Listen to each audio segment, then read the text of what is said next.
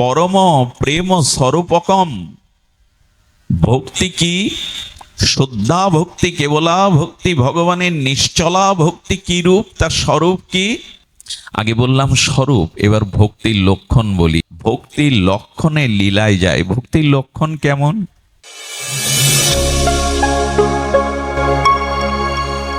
আপনারা দেখছেন সনাতন মিডিয়া ওয়ান ইউটিউব চ্যানেল। কলিযুগ পাবন অবতার শ্রী শ্রীকৃষ্ণ চৈতন্য মহাপ্রভু, প্রেম পরতত্ত্ব সীমা, রাধা কৃষ্ণ মিলিত তনু, রসরাজ মহাভাব মিলিত তনু, পরম করুণা বরুণালয়, শ্রী শ্রী শচীনন্দন নদিয়া বিহারী শ্রী গৌর হরি, প্রেম চিন্তামণি দাতা শিরোমণি, পরম কারণিক পরম দয়াল অক্রোধ পরমানন্দ, পতিতের বন্ধু, পতিত উদ্ধারণ পতিত তারণ পতিত পাবন, দয়াল শ্রীনিতাই চাঁদের মহা অনুকম্পায়, শ্রী শ্রী গান্ধার্বিকা গিরিধারীর অহৈতুকী করুণায়, শ্রী শ্রী পুরুষোত্তম মাসিস্থ নিজেরা শিকোপাড়া কালী মন্দির শ্রী অঙ্গনে, মাতৃমন্দির শ্রী অঙ্গনে, এই পরম মাঙ্গলিক সুমঙ্গল ভাগবতীয় ভক্তিযজ্ঞের সুধা যজ্ঞের যে পরম আয়োজন, এই পরম আয়োজনে এই মহামহেন্দ্রক্ষণে অমৃতক্ষণে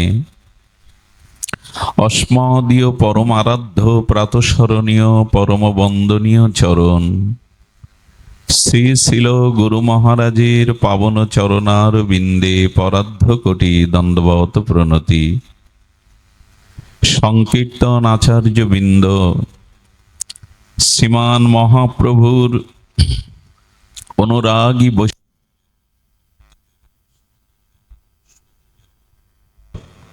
শ্রদ্ধাশীলা ধর্মশীলা মাতৃশক্তি ধর্মমূর্তি মাতৃগণ, সকল ভক্তচরণে দিন অতি দিনে সশ্রদ্ধ দণ্ডবত প্রণতি। সুধীবৃন্দ,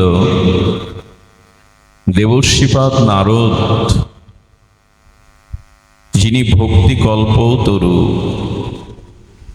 যার দর্শনে স্পর্শনে, যার শ্রীঅঙ্গের বাতাবরণে জীবের প্রেম ভক্তি লাভ হয়, সেই প্রেম কল্পতরু দেবর্ষিপাদ নারদ ভক্তি সম্বন্ধেও একটি গ্রন্থ রচনা করে গেছেন।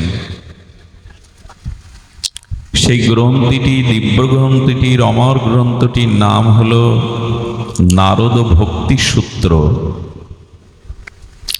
এই নারদ ভক্তি সূত্রে দেবর্ষিপাদ নারদ ভক্তি কল্পতরু 84টি সূত্র তিনি ভক্তি প্রতিপাদন করতে গিয়ে তিনি ব্যক্ত করেছেন। তো এক মহান আচার্য অনুভবীর কাছে জিজ্ঞাসা ছিল, 108টা সূত্র রচনা করতে পারতেন, বা তিনি আরো কম করতে পারতেন, 84 সূত্র কেন? 108টি ভগবানের নাম, 108টি স্তোত্র হতে হয় অনেক গ্রন্থে, তিনি কম বেশি না করে 84টি সূত্র কেন রচনা করলেন? সেই মহা অনুভবী কাশীর পরম বিদ্বান ভক্তপ্রবর তিনি বললেন, এই জন্য তিনি 84 সূত্র ভক্তি সূত্র রেখেছেন যে আমরা এই জীব, আমাদের 84 লক্ষ যোনি ভ্রমণ করতে হয়, আর প্রাণী থেকে প্রাণী, একুল থেকে ওই কুলে 84 লক্ষ যোনি ভ্রমণ করতে হয়। কখনো 20 লক্ষ বৃক্ষজনী, কখনো 30 লক্ষ পশুজনী, কখনো 9 লক্ষ কীর্মিকীট, কখনো 11 লক্ষ পশু পাখি, এভাবে 84 লক্ষ দুঃখময়, যন্ত্রণাময়, কর্মফলময়, বেদনাময় 84 লক্ষ জনী ভ্রমণ করতে গিয়ে জীবের সময় লাগে 2.25 কোটি বছর। কয় বছর? 2.25 কোটি বছর। তো দেবর্ষিপাদ নারদ চিন্তা করলেন, এই যে বিভিন্ন জনিতে 2.25 কোটি বছর, 84 লক্ষ জনিতে এভাবে যে ভ্রমণ করছে, যদি কেউ এই 84 ভক্তি সূত্র জীবনে গ্রহণ করতে পারে বা ভক্তির একটি সূত্র গ্রহণ করতে পারে, 84 লক্ষ জনি ভ্রমণ সমাপ্ত হয়ে এসে গোবিন্দের স্বরূপ চরণ প্রাপ্তি হয়ে মুক্ত হয়ে যায়। এজন্য 84টি সূত্র, 84টি সূত্র রচনা করেছেন এই 84 লক্ষ জনি পরিভ্রমণ, এর থেকে নিষ্কৃতি প্রাপ্তির জন্য। দেখুন, আমরা মৃগতৃষ্ণার মতো প্রতিটি জনিতে ভ্রাম্যমান ঘুরে বেড়াচ্ছি। এই যে 84 লক্ষ জন্মের মধ্যে অন্যতম শ্রেষ্ঠ দুর্লভতর মনুষ্য জন্ম পেয়েছি, তবুও কি ভক্তির পথে এলাম? তবুও কি ভক্তিকে গ্রহণ করে জীবনে মুক্তি এবং জীবনের এই আত্মকল্যাণ, জন্ম মৃত্যু জরাবেদি থেকে বেরিয়ে যাওয়ার চেষ্টা করলাম কি? দেবদুর্লভ মনুষ্য জন্ম, 11,000 বছর ধরে দেবতারা তপস্যা করলেন।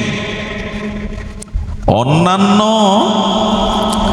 দেবতাদের সাথে অনেকেই তপস্যা করলেন। 11,000 বছর তপস্যান্তে ভগবান তাদের তপসাধনায়, কঠোর তপসাধনায় সন্তুষ্ট হয়ে গোবিন্দ বলছেন, দেবগণ বর চাও। বলেন, আমাদের যা প্রয়োজন, আমাদের যা মঙ্গল, আপনি কল্যাণময় ভক্তবৎসল, আপনি তাই দিন, আমরা চাইতে জানি কি? ভগবান প্রসন্ন হয়ে বললেন, পদ নাও। ধর্ম অর্থ কাম মোক্ষ নাও। মুক্তি নেবে, ধর্মকে নেবে, কামনা পরিপূরণ করবে। আর অর্থ তো স্বর্গে তোমাদের ঐশ্বর্য আছে। দেবগণ করজোরে 11,000 বছর তপস্যার পরে বললেন, ভগবান অর্থ ঐশ্বর্য তো আছে, এমনকি কামনা পরিপূরণের জন্য ভোগৈশ্বর্যের সমস্ত উপাদান স্বর্গে আছে। মন্দাকিনীর ধারা, অমৃত, মেনকা উর্বশীর নিত্য গীত, পারিজাত পুষ্পের সুগন্ধ, ওখানে কামনা পূরণও আছে। আর অর্থ ঐশ্বর্য তো দেবতারাই অন্যকে দেয়। আর মুক্তির কথা বলছেন, এই 4টি কোনোটাই চায় না। বলে, তাহলে চাই কি আপনাদের? বলেন, এই ভূখণ্ডে মনুষ্য জন্ম দাও, যাতে তোমার ভজন করে ভক্তি লাভ করতে পারি। 11,000 বছর তপস্যার পরে শ্রী ভগবানের দেওয়া বরে এরা ধর্ম অর্থ কাম মোক্ষ না চেয়ে মনুষ্য জন্ম চাইছেন। কারণ মনুষ্য জন্ম ব্যতীত ভজন সাধন করে ভগবৎ প্রাপ্তির ছাড়া অন্য কোনো পথ খোলা নেই। অন্য কোনো জন্মে, অন্য কোনো শরীরে ভোগ হয়, ভজন হয় না। এমনকি দেবতাদেরও জন্ম ভোগজনী। কথা বলেন, ভজন নাই। এই জন্য তারাও মনুষ্য জন্ম চাইছেন। তো সেই মনুষ্য জন্ম লাভ করে আমরাও কি প্রগতি ভক্তির পথে এলাম, ভজনের পথে এলাম? এ প্রশ্ন নিজের কাছে করতে হবে। আত্মসমীক্ষা চাই যে করছিটা কি।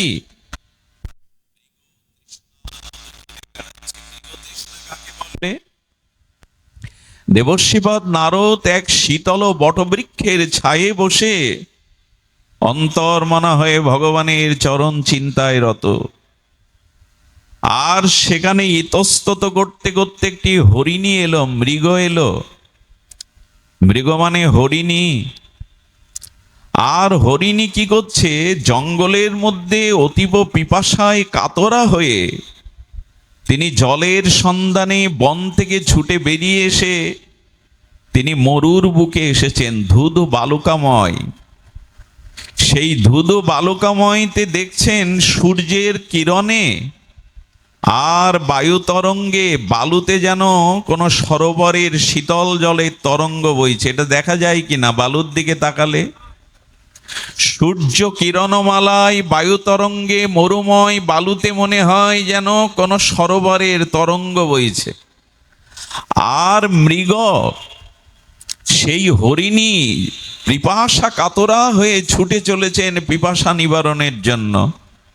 দেবর্ষিপাদের কাছে পোড়া মুখ নিয়ে ফিরে এসে বলছেন, কি গো, তুমি জল দেখে ছুটলে, জল পেলে না, পিপাসা মিটল না? বললেন, দেবর্ষিপাদ, জলের তরঙ্গ মনে করে, সরোবর মনে করে মুখ দিতে গিয়ে দেখি আরো অগ্নিময়, মুখটা পুড়ে গেল। আবার ইতস্তত পশ্চিম দিকে যায়, উত্তর দিকে যায়, পূর্ব দিকে যায়, ফিরে এসে বলে জল পাচ্ছি না, অথচ জলের মতো দেখাচ্ছে। ওখানে তাপ নিয়ে ফিরে আসছি। আমাদের অবস্থাও তাই। আমাদের বলাটা ভুল হলো। যারা সদ্গুরুদেবের চরণাশ্রয় পূর্বক ভজন সাধন না করে মাদিশ অভজন জীবের মতো স্ত্রী পুত্রতে প্রবল আসক্তিতে, ভোগ ও সুখে প্রবৃত্তিতে বৃত্তিতে আসক্ত এ জাতীয় জীব সুখ পাবে মনে করে সংসারে ঘুরতে থাকে। এইবার সুখ পাবো, এই তো আমি সুখী হয়েছি, এই ধনী হয়েছি, এই রূপবান হয়েছি, এই ঐশ্বর্যবান হয়েছি, এই পদ প্রতিষ্ঠা পেয়েছি, কিন্তু শান্তি কোথাও পাই না। জল মনে করে আগুনে তাপে পুড়ে চলে আসে। এর মধ্যে শান্তি কে পেয়েছেন? চিরশান্তি? কেউ না। মনে করি শান্তি আছে, মনে করি সুখ আছে। ওই মৃগয়া যেমন মনে করে জল আছে, আমার তৃষ্ণা নিবারণ হবে, কিন্তু বালুতেই জলভ্রম হয়, মুখটা পুড়ে যায়। এভাবেই তো ঘুরছি শান্তির আশায়, সুখের আশায়, কিন্তু পাইনি। সন্ধ্যা নেমে আসছে, পশ্চিম দিগন্তে দিনমণি অস্তাচলে বসেছে।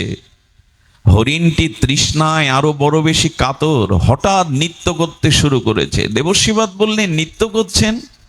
বলে, আরে আপনার পেছনেই তো একটা নদী বইছে, শীতল স্বচ্ছ জলের নদী, আমি তা দেখিনি। বলেন, এই জল পেয়েছি, কিন্তু জলটা সত্যিই সে জল পেয়েছে, কিন্তু জলে মুখ দিতে গিয়ে 1 ইঞ্চি দূরে জল আর হরিণের মুখ। বৃক্ষের আড়ালে শিকারী বসেছিল, তার একটা গুলি বা বুলেটেই জলের পাশে তৃষিত মৃগ পড়ে মরে থাকলো। ছটপট করতে বলছেন, জল কাছে কিন্তু তৃষ্ণা গেল না। আমাদেরও অবস্থা তাই। আমরা এই মৃগয়ার মতো বিষয় তৃষ্ণায়, বিষয় ভোগে ঘুরতে ঘুরতে যখনই ভক্তির কথা মনে করি, এবার ভজন করব, এবার তৃষ্ণা মিটবে, মৃত্যু এসে আমাদেরকে কেড়ে নিয়ে যায়। আসে কি না?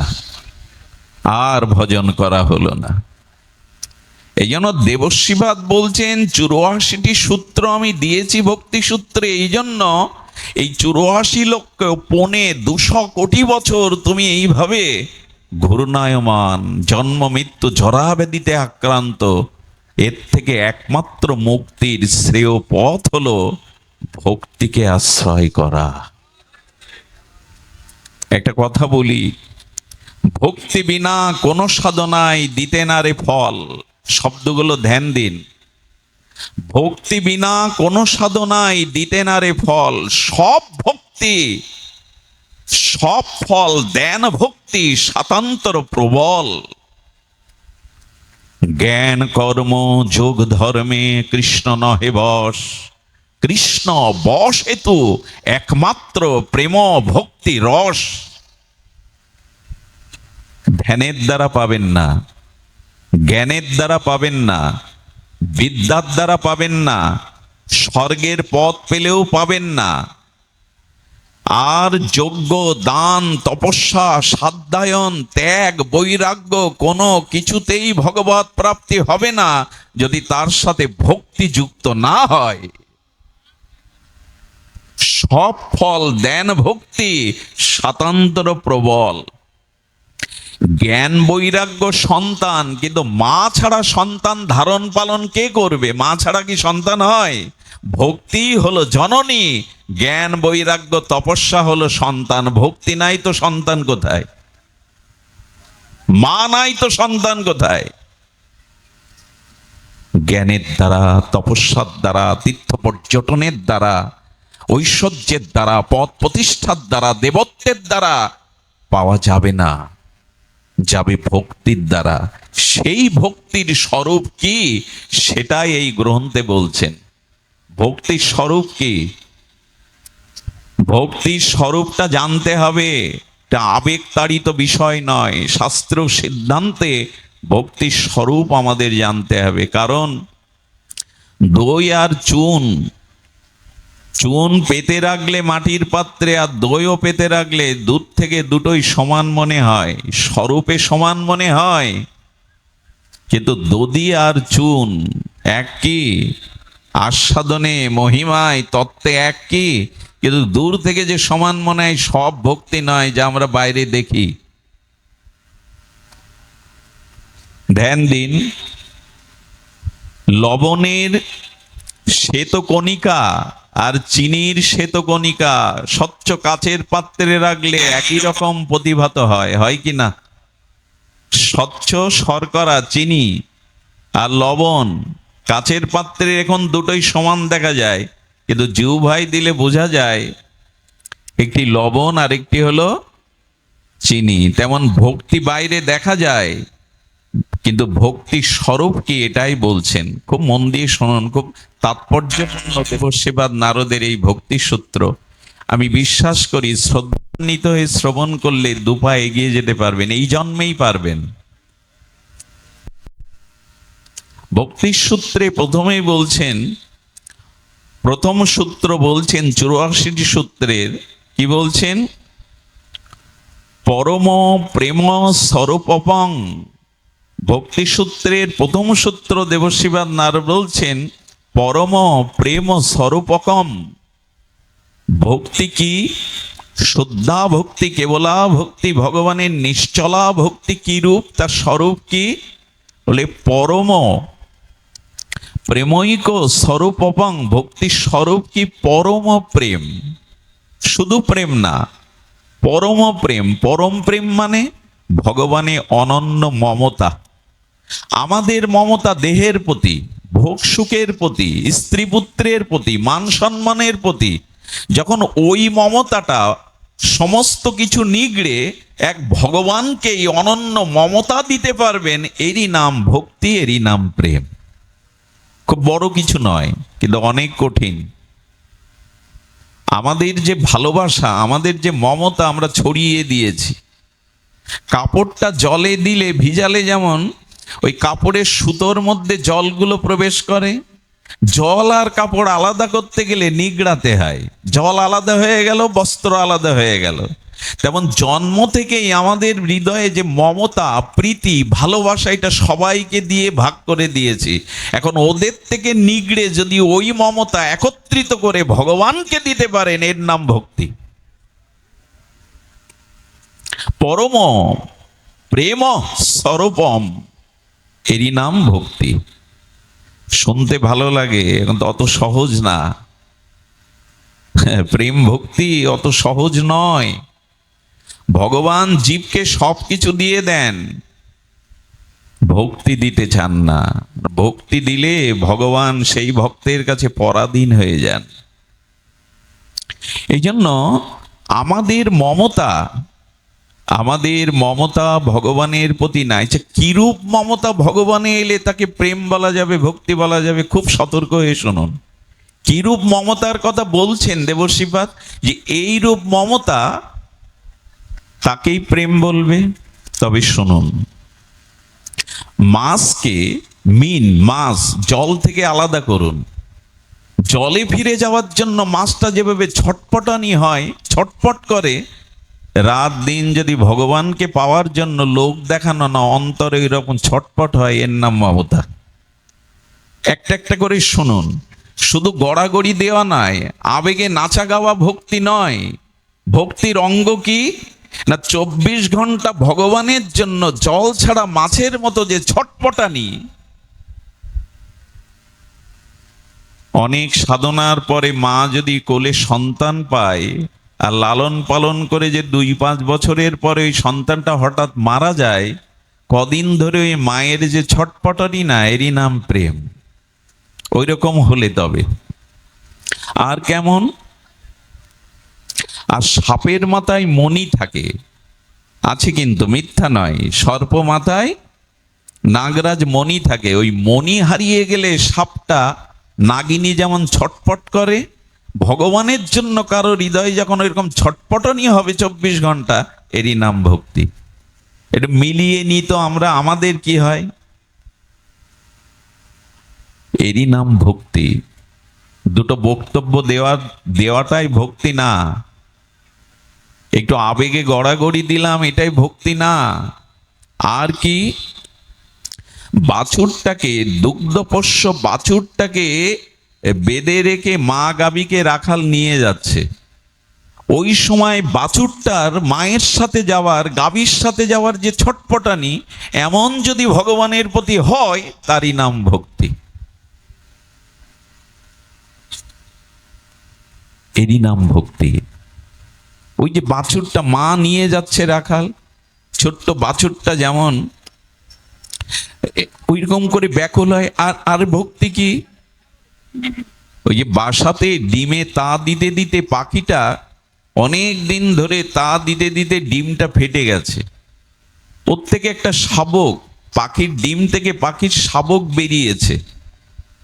মা করেছে কি, ওই শাবকের মুখে শস্য দানা দেবে বলে খেতে উড়ে গেছে। মাকে না পেয়ে ওই ডিম থেকে সদ্যজাত শাবকটি যেমন চি চি করে মাকে খুঁজে বেড়ায়, আর্তনাদ করে, ওইভাবে ভগবানকে স্মরণ করার নামই ভক্তি। হয়তো আমাদের হয়তো নামযজ্ঞের আসরে বিরাম কীর্তনে খুব গড়াগড়ি দিলেন, কেঁদে একেবারে জড়িয়ে ধরলেন, বাড়ি গিয়ে বাইরে গিয়ে বাদাম কিনে খায়। যে মাটা গড়াগড়ি দিল, মনোহারীর দোকানে গিয়ে চুরি, ফিটি, আয়না, নখ পালিশ কিনে বাড়ি যায়।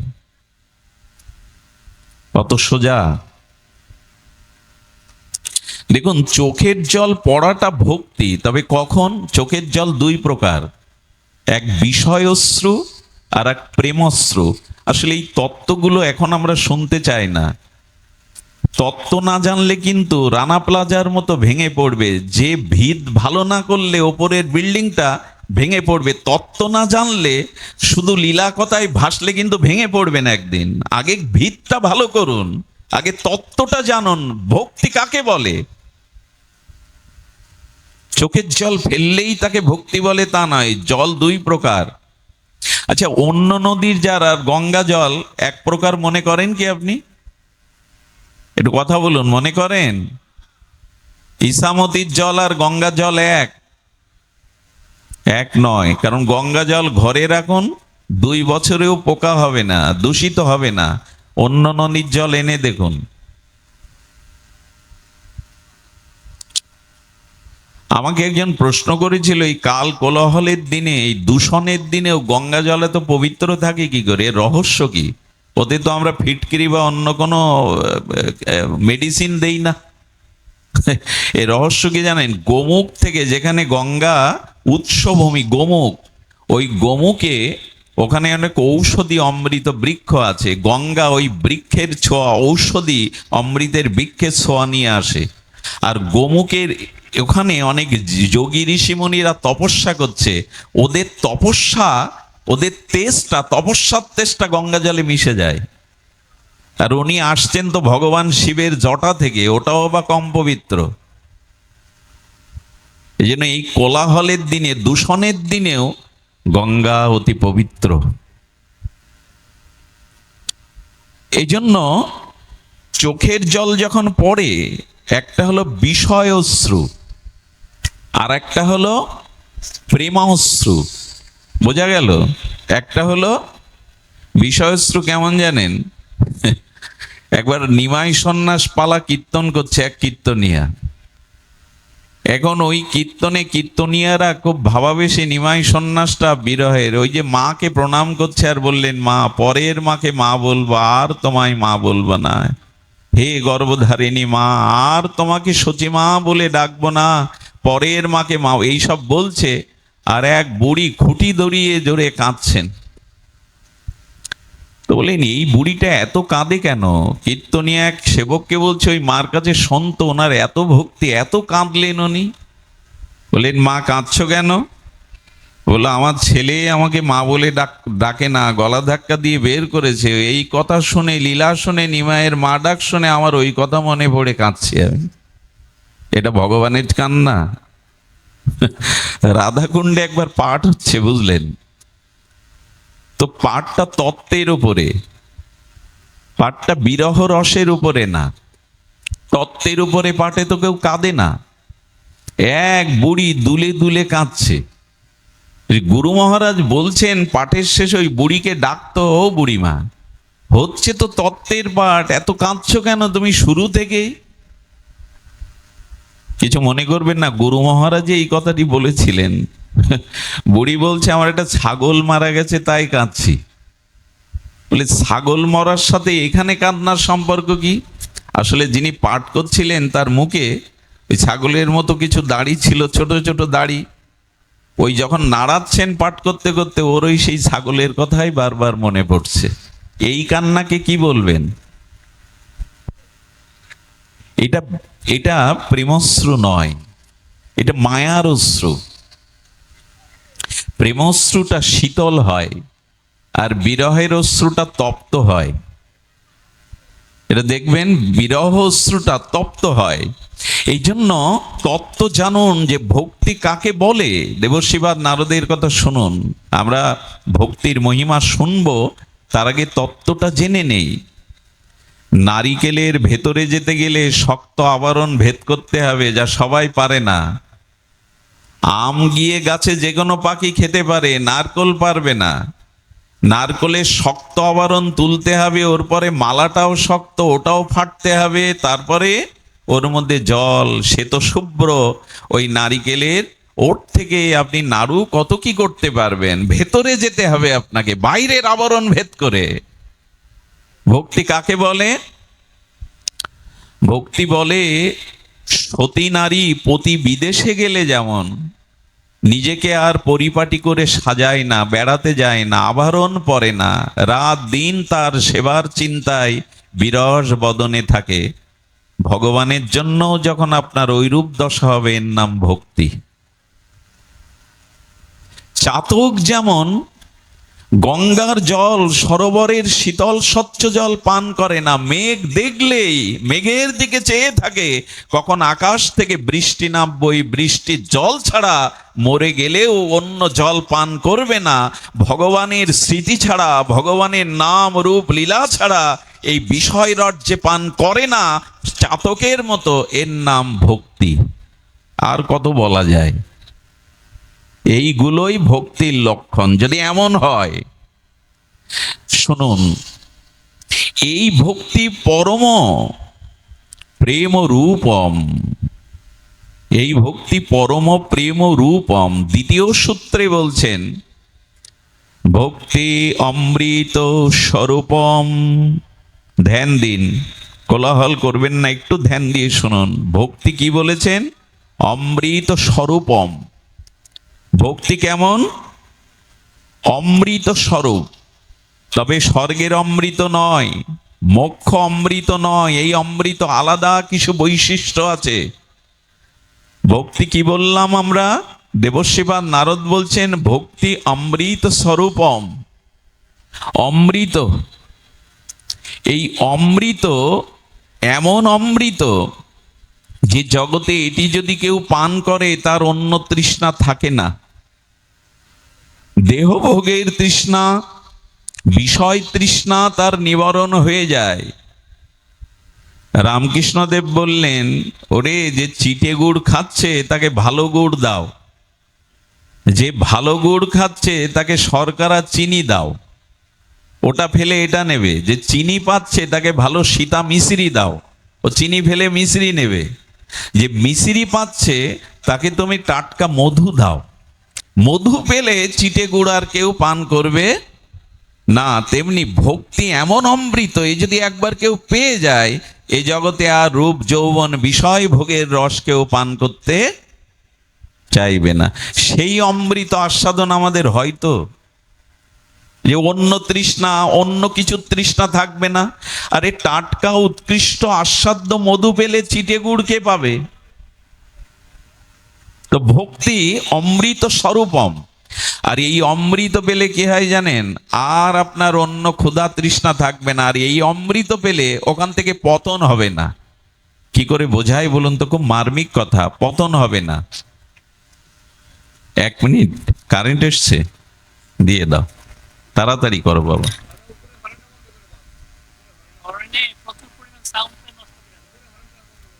সাউন্ডটা ঠিক, আচ্ছা আচ্ছা। জয় শ্রী রাধে। বাহ, জয় শ্রী রাধে। আমরা শ্রবণ করি, এই অমৃতকেও পান করলে অন্য তৃষ্ণা থাকে না। এই পদ এমন একটি পদ, এমন একটি আস্বাদন। একটু ধ্যান দিন। আচ্ছা, বাংলাদেশের সর্বোত্তম পদ কোনটা? প্রশাসনের রাষ্ট্রপতি পদ, এই তো, কি প্রধানমন্ত্রী পদ। কিন্তু 5 বছর পরে যখন রাষ্ট্রপতি বিদায় নেয়, তখন তার নামের আগে কি লেখা হয়? ভূতপূর্ব রাষ্ট্রপতি বলা হয় কি না? 5 বছর পর প্রধানমন্ত্রী নির্বাচনে হেরে গেলে তার নামের আগে একটা বিশেষণ দেওয়া হয়, ভূতপূর্ব প্রধানমন্ত্রী। 5 বছর পর এই পদ থাকে না। অবশ্য দেশের সর্বোত্তম পদ। ভগবান বলছেন, দেবশিবাদ নারদ বলছে, ভক্তি যদি কেউ লাভ করতে পারে, ওই পদ আর কেউ কেড়ে নিতে পারে না। কারো সাধ্য নেই ওই পদ তাকে কেড়ে নেবে। পৃথিবীতে অনেক রকম পদ আছে, রাষ্ট্রপতি মহামহোদয়, প্রধানমন্ত্রী, কালেক্টর, কত রকম পদ আছে। ডিসির পদ, এটা সবসময় থাকে না। আরো দুর্দশা দেখুন আমাদের পশ্চিম বাংলায়। 15টা বছর যিনি শাসন করেছেন, আমাদের সেই মমতা ব্যানার্জি, আশ্চর্য দেখলাম, লাইভে দেখছি, উনি যাচ্ছেন আর সব চোর চোর বলছে ওনাকে। 15 বছর প্রচন্ড প্রতাপে উনি শাসন করেছেন এই পশ্চিম বাংলাকে। এরপরে ডিম ছোড়া হচ্ছে। যারা একদিন সর্বভারতীয়, হ্যাঁ, পদে প্রতিষ্ঠিত, তাদের ডিম ছুঁড়ে মারা হচ্ছে, চোর বলা হচ্ছে। তো এই পদ পেয়ে আপনার জীবনের শান্তি কোথায়, স্থায়িত্ব কোথায়?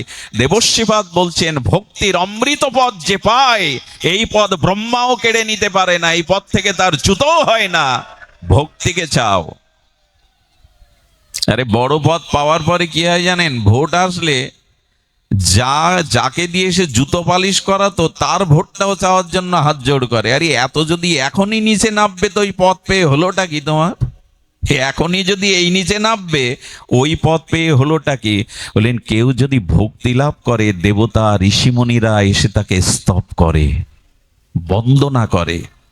আচ্ছা বলুন তো, ভূতপূর্ব রাষ্ট্রপতি, ভূতপূর্ব মহন্ত মহারাজ, ভূতপূর্ব প্রধানমন্ত্রী, ভূতপূর্ব স্বরাষ্ট্রমন্ত্রী, সব পদ ভূতপূর্ব হয়ে যায়। জেলে যেতে হয়, পালাতে হয়। ধ্রুব মহারাজ হয়েছিলেন, প্রহ্লাদ মহারাজ হয়েছিলেন, এদের নামে কেউ ভূতপূর্ব ধ্রুব বলে কি? কেউ বলে? ভূতপূর্ব প্রহ্লাদ মহারাজ, ভূতপূর্ব ধ্রুব মহারাজ বলে কি? যদি কেউ ভগবানের শ্রদ্ধা ভক্তি লাভ করে, এ অনন্ত বিশ্ব ব্রহ্মাণ্ড ধ্বংস হলেও, মহাপ্রলয় হলেও, ভক্তির পথ কখনো নষ্ট হয় না, ভক্তির পথ কখনো স্খলিত হয় না। আরে চাইতে হয় বড়টাও চাও, চাইতে হয় বড়টা চাও, যে পথ কখনো নষ্ট হয় না, ধ্বংস হয় না। আমরা ছোট চাই, এই জন্য আমাদের দুঃখ। যা থাকে না, যা বিনাশ হয়ে যায়, যা পতন হয়, আমরা তাই চেয়ে বেড়াচ্ছি। ভগবানের চরণে শুদ্ধ ভক্তি চাইলে এই পথ কেউ কেড়ে নিতে পারে না। 5000 বছর নয়, কত যুগের কথা। এখনো প্রহ্লাদ মহারাজই, ভূতপূর্ব বলবে না কেউ, কেউ বলবে না। মহাপ্রভু বললেন, ভক্তি যদি থাকে তবে তুমি অগ্রগণ্য। এই জগতে কার খ্যাতি হয়? দেখুন, এখানে এত মানুষ এসেছেন, এত তাপ প্রবাহ, আমাকে দেখতে কেউ আসেননি, কারণ আমাকে দেখবার মতো কোনো বৈশিষ্ট্য নাই। আমার বিদ্যা, শিক্ষা, বাইরের রূপ জৌলুস কিচ্ছু নাই। বলে, তাহলে এসেছেন কেন? বলে, তোমাকে দেখতে আসিনি, তোমার কোনো মহিমা নেই, তবে এসেছি কেন জানো? তোমার মুখ দিয়ে গুরুদেব দুটো ভক্তির কথা, ভজনের কথা বলছে বলে এসছি। তোমার এই চেয়ারে বসবে, তোমার চেহারা দেখবো, এই জন্য আসিনি তো আমরা। আমাদের খেয়ে দিয়ে কাজ নেই, এসেছি তোমার মধ্যে দুটো গোবিন্দের গুণগাথা, রাধারানীর মহিমার কথা প্রকাশ হচ্ছে। তাই সম্মান কে পায় জগতে, খ্যাতি কে পায় জগতে? যদি ভক্তি লাভ করতে পারেন, ওই পথ কেড়ে নিতে পারবে না কেউ। আরে ধ্রুব মহারাজ জঙ্গলে তপস্যা করছে, মা মা সুনীতি দেবর্ষিবা নারদকে বলছেন, আমার খোকা বেঁচে আছে তো? হিংস্র জীব জন্তু, বাঘ ভাল্লুক, সাপাত সংকুল হিংস্র প্রাণীর মধ্যে আমার ধ্রুব বেঁচে আছে। বললেন, মা, অচ্যুত ভগবানের চরণ চিন্তায় যে রত হয়, গিয়ে দেখো ব্রহ্মা, শিব, দুর্গা তাকে পাহারা দিচ্ছে, তার ক্ষতি যাতে কেউ না করতে পারে। ভক্তিটাকে গ্রহণ করুন, এই পথ থেকে চ্যুত হবে না কেউ। সুধীবৃন্দ, এই জন্য শাস্ত্র বলেছেন যে দেখো, ভক্তি হলো, আর এই ভক্তি কেমন? দেখুন, ভক্তির সূত্র বলছি আমরা। এই ভক্তি সূত্রটা একটু যদি আপনার হৃদয়ে গেঁথে যায়, আপনি ভক্তিই চাইবেন। সেই ভক্তির একটি বিশেষণ দিয়েছেন, সর্বোপাধি বিনির্মুক্তং। সর্বোপাধি বিনির্মুক্তং কেমন? ভক্তি যদি চাও, উপাধি চেয়েও না। আমি বড় বক্তা, আমি বড় গায়ক, আমি বড় পণ্ডিত, এই উপাধি চাইলে ভক্তি হবে না। সুধীবৃন্দ, আরো ধ্যান দিন, কি বলছেন? সর্বোপাধি বিনির্মুক্তং তৎপরেণ নির্মলম। চিত্তটা নির্মল হবে। নির্মল মানে ময়লা নাই, ওই চিত্তের মধ্যে কোনো বাসন, ভগবানকে আনন্দ দেওয়া ছাড়া, ভগবানকে সুখ দেওয়া ছাড়া নিজের কোনো চাওয়া পাওয়া থাকবে না। এরে বলে উপাধি শূন্য, নির্মল। আহা, ভক্তির সূত্রে কি বলছেন? আর কি বলছেন? কৃষ্ণ সুখৈক তাৎপর্য, ভগবান কিসে সুখ পাবে, আনন্দ পাবে, এই চেষ্টা যার মধ্যে আছে, আত্মসুখ প্রবঞ্চনা মানে নিজ সুখের বাসনা যার মধ্যে নাই, তাকে বলে ভক্তি। আমরা নিজের সুখের তালে ব্যস্ত, ভগবানের কিছু সুখ হয়, সেই চেষ্টা যখন যার মধ্যে আসবে, নিজ সুখেও নিজ ভোগের বাসনা যখন দূর হবে, তাকে বলে ভক্তি। সর্বোপাধি বিনির্মুক্তং তৎপরেণ নির্মলম। কৃষ্ণ সুখৈক তাৎপর্য, এরে বলে প্রেম, এরে বলে ভক্তি। যদি ভগবানের সুখের জন্য সমস্ত আচ্ছা, আপনি এখানে বসেছেন, হরিকথা আপনার কানে গিয়ে কর্ণ রসায়ন অমৃত আনন্দ পাচ্ছেন হৃদয়ে। ভক্ত ভক্তি কাকে বলে জানেন? এই শ্রবণ করে যে আনন্দ পাচ্ছেন, সেটাও মনে মনে বলবেন, এই আনন্দটাও রাধারানী আমি তোমাকে দিয়ে দিলাম, আমি ভোগ করব না। এরই নাম ভক্তি। আমি বসে বসে শ্রবণ করে যে আনন্দ পাচ্ছি, এই আনন্দটা ভোগ না করে তোমায় দিয়ে দিলাম। অর্থাৎ নিজ সুখের বাসনা না রেখে ভগবানকেই সুখ তাৎপর্যে ভালোবাসার নাম হলো ভক্তি। এ আর আমাদের হয়েছে, তবে হওয়ার সম্ভাবনা আছে। মহাপ্রভু নিতাই চাঁদের কৃপায় এই যুগে ভক্তি সুলভ। ভক্তি দুর্লভ বটে, কিন্তু ভক্তি সুলভ। কেমন সুলভ? বলে, কৃষ্ণ ভক্ত সঙ্গ করি, কৃষ্ণ ভক্ত অঙ্গ হেরি, শ্রদ্ধান্বিত শ্রবণ। এই দেখুন কেমন সুলভ। ঠাকুর মশাই ছিল নরোত্তম ঠাকুর দাস মহাশয় বলছেন, এক কাজ করো, এই ভক্তি যদি পেতে চাও, তাহলে এক কাজ করো, কৃষ্ণ ভক্ত অঙ্গ হেরি, শব্দগুলো নিশ্চয়ই ধ্যান দিয়ে শুনছেন, এত কষ্ট করে এসেছেন। পাখার বাতাস না হলেও চলবে মা, গায়ের গরমটা লাগুক, হৃদয়ের জ্বালা জোড়াক। অনেকেই পাখা টানছেন, অসুস্থ থাকতে পারেন, থাকলে ঘামলে পাখা টানতে পারেন, কিন্তু বলি আকাশ থেকে 7 দিন যদি একটানা বৃষ্টি হয়, আপনাকে যদি ঠান্ডা ঘরেও ঢুকানো হয়, মনের জ্বালা হতে যাবে না, সংসারের ত্রিতাপ জ্বালা যাবে না। আরে বাইরে তাপ লাগে লাগুক, হরিকথা ভেতরের জ্বালা জোড়ায়। হরিকথা তবে কথামৃতম তপ্ত জীবনম, এই জীবনের অভিশাপ তাপ এটা জুড়িয়ে দেয় হরিকথা। এই যে বাইরের দিকে দৃষ্টি দিতে গেলে ভেতরের তাপ যায় না। আর একটা কথা বলি, 2-4টে টাকা রোজগার করার জন্য মাথের ঘাম পায়ে ফেলতে হয় সারাদিন। 500 টাকার জন্য একজন দিনমজুর খাটে এই প্রখর রৌদ্রে। গোবিন্দের জন্য যদি গায়ের একটু ঝাম ঝরে, ঝরুক না। আর এই দেহ তো একদিন পুড়াবে, জ্যান্ত থাকতেও কারেন্টে শর্ট দেবে, থেরাপি দেবে যদি দেহে আমার ক্যান্সার আসে। জয় রাধে, যেভাবে ছিল রাখো। বলছেন এই জ্যান্ত দেহেই পুড়িয়ে দেবে, থেরাপি দিয়ে দেবে। আমি বলছি কি, বাইরের দেহ সুখের কথা ভুলে গিয়ে কি বলছে, কৃষ্ণ ভক্ত অঙ্গ হেরি।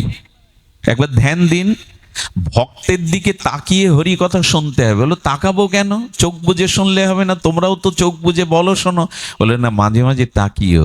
তাকালে কি হয় জানেন? যিনি ভজন করেন, যার ভিতরে বিশুদ্ধ ভক্তি, নির্মল ভক্তি আছে, তার চোখের দিকে, অঙ্গের দিকে তাকালে ওই ভক্তি কণুকা রোগ বীজাণুর মতো সংক্রামিত হয়ে তোমার মধ্যেও প্রবেশ করবে।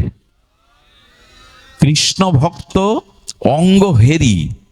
আহা, ভক্তির পথ বলছেন ঠাকুর মশাই। কৃষ্ণ ভক্ত হতে হবে, আমার মতো বিষয়ই না। যিনি প্রকৃত হৃদয়ে ভক্তি লালন পালন করেন, যার হৃদয় গঙ্গায় ভক্তি প্রবাহ তরঙ্গ বইছে, ভগবানের নাম রূপ লীলা স্মরণ বইছে, ওই জাতীয় ভক্তের অঙ্গকে হেললে, অর্থাৎ চোখে দেখলে ভক্তি সংক্রামিত, দেখাতেও ভক্তি হয়। আচ্ছা, কুদৃশ্য দেখলে মনের ভিতরে ওই কুদৃশ্যের প্রভাব পড়ে না? একটা কথা বলবেন, যন্ত্রে পত্রপত্রিকায় কুদৃশ্যগুলো দেখলে মনে প্রভাব পড়ে কিনা? তো কুদৃশ্য যদি দেখলে মনে প্রভাব পড়ে, ভগবানের বিশুদ্ধ অনুরাগী প্রেমিক ভক্তের দিকে চাইলে মনে ভক্তির প্রভাব পড়বে না? চাইতে হবে। কৃষ্ণ ভক্ত অঙ্গ হেরি। আর কি বলছেন, শুধু অঙ্গ হেললে হবে না, কৃষ্ণ ভক্ত সঙ্গ করি, তার সঙ্গ করতে হবে। সঙ্গ মানে আসক্তি, সঙ্গ করলে ওইটা সংক্রামিত হবেই। ছোটবেলায় দেখতাম একটা খাতার উপরে, শুভ্র সাদা কাগজের উপরে একটা 10 পয়সা দিয়ে, উপরে একটা 10 পয়সা দিয়ে ঘষা দিতাম। রং নেই, তুলি নেই, শিল্পী নই, তবু অঙ্কিত হয়ে যেত কিনা, যেত কিনা মনে পড়ে? অনেকেই করেছেন এটা। তো রং নেই, তুলি নেই, সাদা কাগজে পয়সার পরে পয়সা ওপর দিয়ে ঘষা দিলে যদি ওটা স্পষ্ট অঙ্কিত হয়ে যায়, কৃষ্ণভক্ত অঙ্গহেরি, কৃষ্ণভক্ত সঙ্গ করলে তার মনের ভক্তির জীবাণু সংক্রামিত হয়ে আপনার মধ্যেও প্রকাশ ঘটবে। সঙ্গ করুন। আর একথা বলি, যে যেমন যার সঙ্গ করে তার ভিতরে তেমন অনুভূতি, রঙ্গ, ভাব প্রকাশ হয়।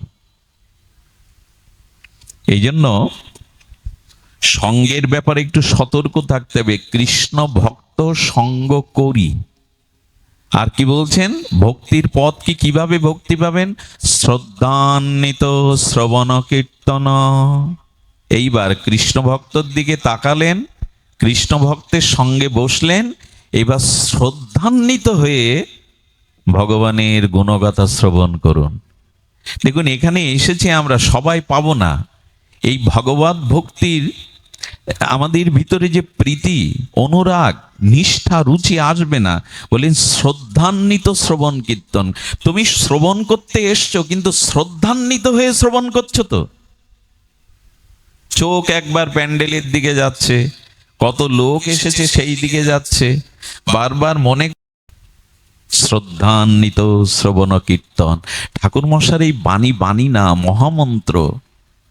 শ্রদ্ধা নিয়ে হরিকথা শ্রবণ কীর্তন করো, একদিনের হরিকথায় তোমার প্রেম প্রাপ্তি হয়ে যাবে যদি বিশুদ্ধ শুদ্ধ ভক্তের মুখে ভগবত শ্রবণ করতে। নাম লীলা গুণাদিনে নাং মুখনাং ভাষণাম কীর্তনাম।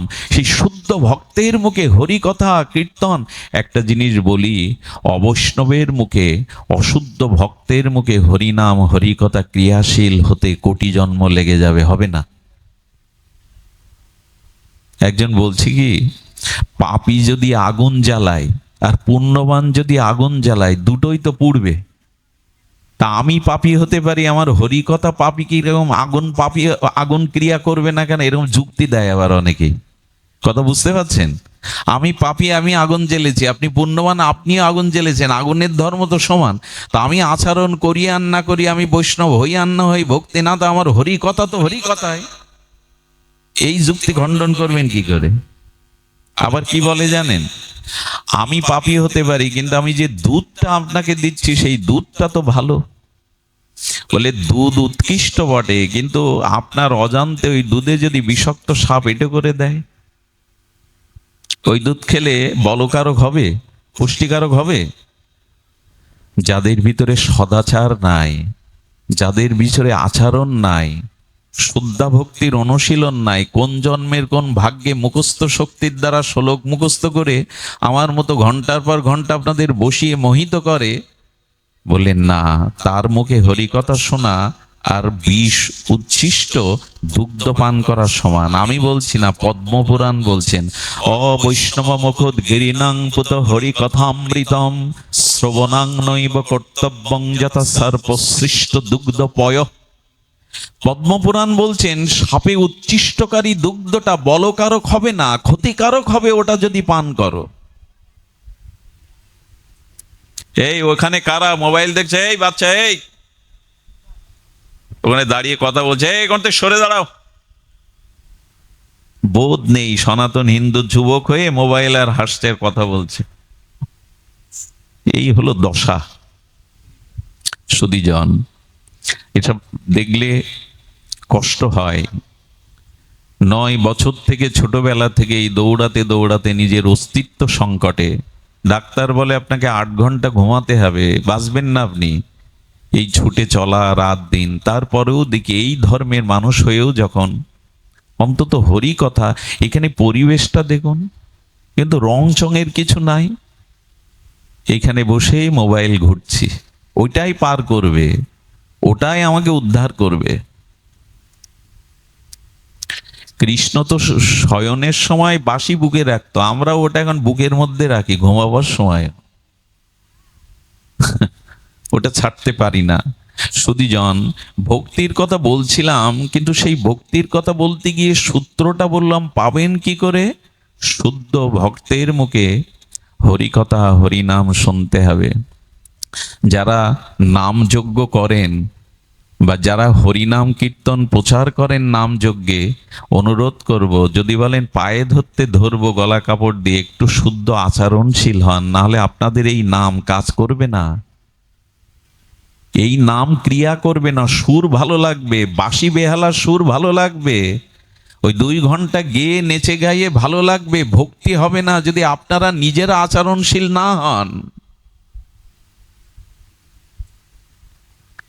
আশ্চর্য হতে হয়, কিছু মনে করবেন, অনেক মায়েদের দেখি নাম কীর্তনের দলে হাত ভর্তি নখ। যাদের হাতে নখ আছে বলা হয় রাক্ষসী সভ্যতা, রাক্ষসদের এইগুলো থাকে, ভক্তদের থাকে না। এই নখের একটা অংশের ভাগ যদি কোনো জলে পড়ে, ওই জল ভগবত সেবার অনুপযোগী। নখ হলো বিষাক্ত বস্তু। একটা শুকনো ঘার ওপরে আপনি নখের আঁচড় দেবেন, ওইটা ঘা কেটে বেরোবে। নখ যার আছে, কোনো না কোনো দিন কোনো হিংসা তার দ্বারা, ওই নখের দ্বারা হবেই হবে।